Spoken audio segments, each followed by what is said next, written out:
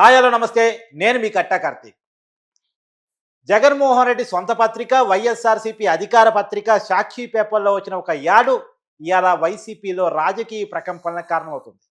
నారా లోకేష్ గారి నాయకత్వాన్ని ఒప్పుకుంటూ, టీడీపీ పార్టీకి వచ్చిన 1,05,00,000 సభ్యత్వాన్ని ఒప్పుకుంటూ, నందమూరి తారక రామారావు గారు టీడీపీ వ్యవస్థాపక అధ్యక్షులు ఆయనకి ఘన నివాళులు ప్రకటిస్తూ 'సాక్షి' పేపర్ మెయిన్ ఎడిషన్‌లో మొదటి పేజీలో వచ్చినటువంటి యాడ్ ఏదైతే ఉందో అది వైసీపీ కార్యకర్తల మనోభావాలని ఇబ్బంది పెట్టేదిగా ఉంది అని ఆ పార్టీ క్యాడర్ మొత్తుకుంటుంది. వైసీపీలో రాజీనామాలు కూడా నడుస్తున్నాయి. నెల్లూరు ఉమ్మడి జిల్లాకు సంబంధించిన ఎంపీ ఇచ్చినటువంటి యాడ్ ఇది. ఏది ఏమైనా ఇక్కడ లోకేష్ గారి ప్రతిభ క్లియర్‌గా సాక్షి కూడా ఒప్పేసుకుంది. ఇవాళ 1,00,00,000 పైన సభ్యత్వం ఆ పార్టీ కావటం, దానికి లోకేష్ ప్రతిభ, కార్యకర్తలకు ఆయన ఇచ్చే ఇంపార్టెన్సు, ఆ పార్టీ సంస్థాగత నిర్మాణం, దాని గొప్పతనం ఇవన్నీ కూడా చెప్పకనే చెప్పినట్టు ఉంది అనేటువంటిది చాలామంది మాట్లాడుకుంటున్నమాట. దాని మీద మరింత విశ్లేషణ మనం తీసుకునే ప్రయత్నం చేద్దాం. నాతో ఉన్నారు ప్రముఖ సామాజిక రాజకీయ విశ్లేషకులు అంగమరావు గారు. సార్ నమస్కారం. సార్, నారా లోకేష్ గారి గొప్పతనాన్ని, నాయకత్వ పటిమని సాక్షి పేపరే ఒప్పేసుకుంది యాడ్ రూపంలో అనేది ఏమంటారు? కట్టావారు ఉమ్, నారా లోకేష్‌లో ఉన్నటువంటి గొప్పతనం ఏంటో, నాయకత్వ పటిమేంటో ముందుగా గుర్తించింది వైఎస్ఆర్‌సీపీ పార్టీ. ఉమ్, ఇది గమనించుకోవాలి. ఉమ్, కావాలని 2014 నుంచి 2019 వరకు తెలుగుదేశం పార్టీ అధికారంలోకి వచ్చిన తర్వాత, అతను మంత్రి అయ్యేంత వరకు కూడా, మంత్రి అయిన తర్వాత అతని ప్రతిభను చూసిన తర్వాత ఇతనే మనకి సరే ప్రత్యర్థి.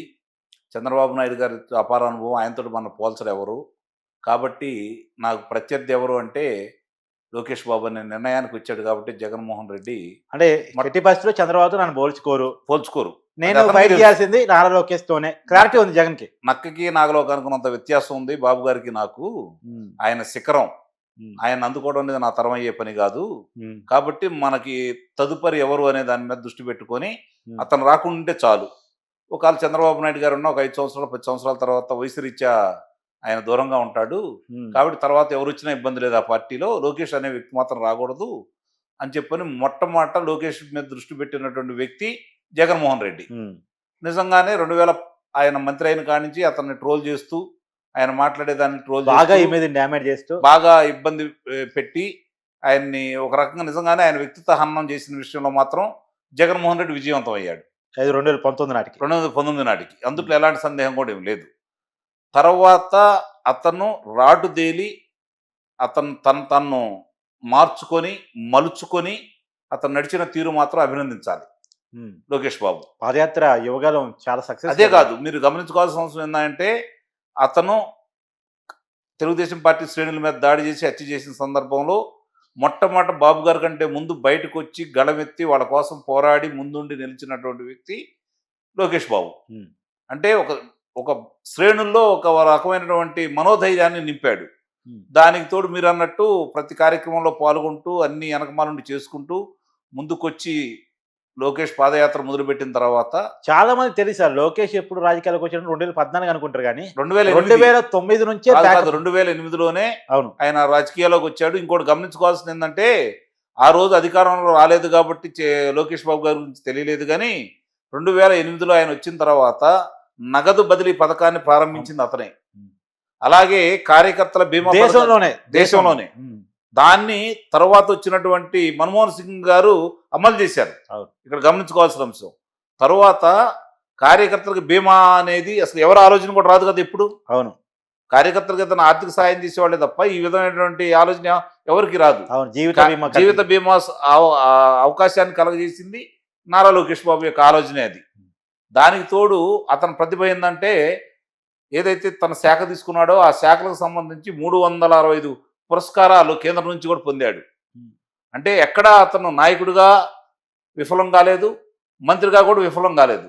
కాబట్టి వీళ్ళు చేసినటువంటి అసత్య ప్రచారాలకి కొన్ని ఆయన చదివినటువంటి విశ్వవిద్యాలయాలు కావచ్చు, తెలుగులో అంత పట్టు లేకపోవటం, దానివల్ల మాట్లాడాలనుకున్నది ఏదో మాట్లాడినందువల్ల చిన్న చిన్న ఇబ్బందులు వస్తే దాన్ని ఆసరా తీసుకొని అతను వ్యక్తిత్వ హననం చేసి, అది ఎవరికైనా సహజమైన ఇబ్బందులు సార్. రాజకీయాల్లో కొత్తగా ఎమర్జ్ అవుతున్నప్పుడు మాట్లాడే పదాలు కొద్దిగా అటు ఇటుగా కావటం ఎవరికైనా సహజంగా జరిగింది. ఇప్పటికీ జగన్మోహన్ రెడ్డి గారికి మన తెలుగు స్పష్టంగా వచ్చా, ఆయన కూడా చాలా తప్పులు పడుతూ ఉంటారు అవి. గురుగింజ గింజ దానికి ముడ్డి కింద నలుపెరగనట్టు తన లోపాలు తెలియదు కదా జగన్మోహన్ రెడ్డికి.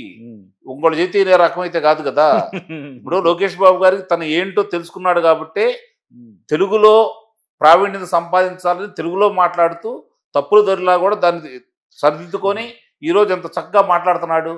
నువ్వు 5 సంవత్సరాల అధికారంలోకి వచ్చి నువ్వు తెలుగు మీడియంలో చదివావు, లేకపోతే ఇంగ్లీష్ మీడియంలో చదివి పక్కన పడేస్తే తెలుగు రాష్ట్రాలకు ముఖ్యమంత్రి కావాలనుకున్న వ్యక్తికి తెలుగు మీద అంత పట్టుండాలి కదా.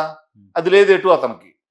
ఇప్పుడు ఏదైతే లోకేష్ బాబు గారి యొక్క కృషి నిస్సందేహంగా నేను చెప్తున్నాను, పార్టీ మీద అతను పెట్టినటువంటి ప్రత్యేక దృష్టి మిగిలిన వాళ్ళలాగా మీరు మీకు 1,00,000 కేటాయిస్తున్నాను, శాసనసభ్యులు అయి ఉండారు, మీరు 1,00,000 మందిని చేర్పించడం ఎవరిలో ఒత్తిడి చేయలేదు కదా.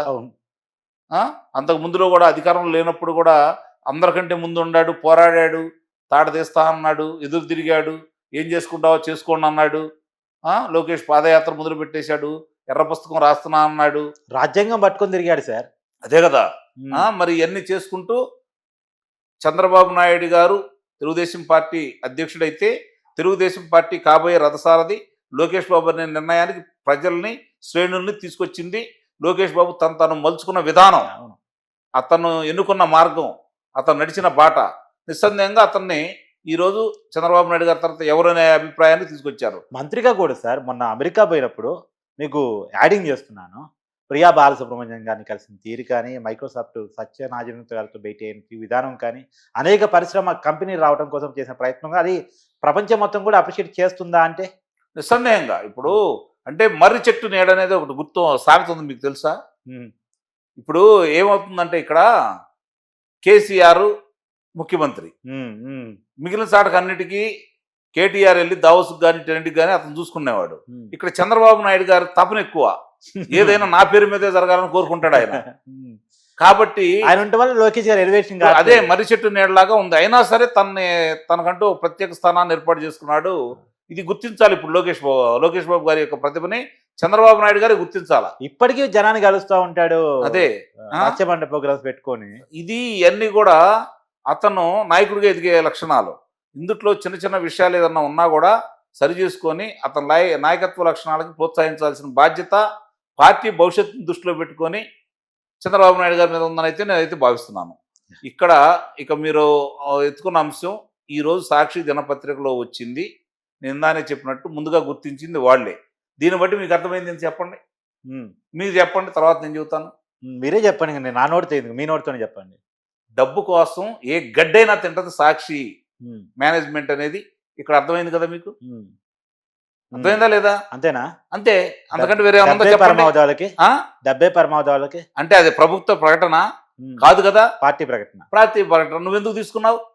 నిజంగా మీరు అన్నట్టు కార్యకర్తల మనోభావాలు ఏమైపోవాలి, కార్యకర్తలు మేము పెట్టుకున్న ఆశలు ఏమైపోవాలి అంటే మీరు డబ్బు కోసం ఏమైనా చేస్తారని చెప్పి మేము చెప్పింది నిజమని ఇప్పుడైనా కార్యకర్తలు ఒప్పుకున్నట్టే కదా,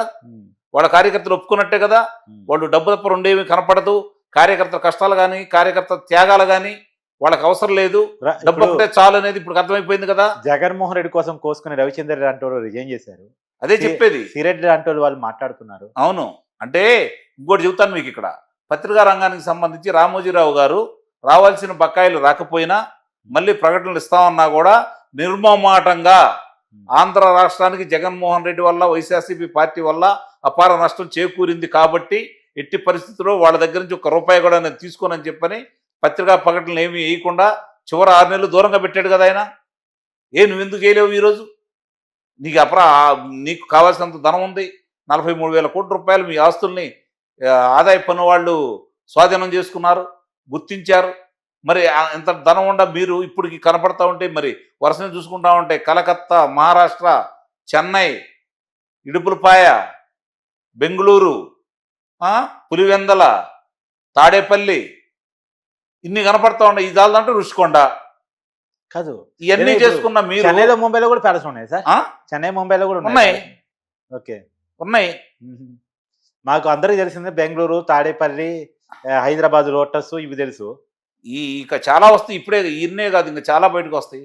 ఇన్నుండ మీరు ఈరోజు ఆ ప్రకటనకి మీరు కకృతి పడ్డారు అంటే డబ్బు మీద మీకు ఎంత వ్యా ఉందో ఎంత ప్రేమ ఉందో అర్థమైపోతానే ఉంది కదా. ఇది కదా గమనించుకోవాల్సింది. ఇప్పుడు ఆ కార్యకర్తలు నిస్సందేహంగా గమనించుకుంటున్నారు ఇవన్నీ జరుగుతున్న పరిణామాలన్నీ కూడా. Thank you so much.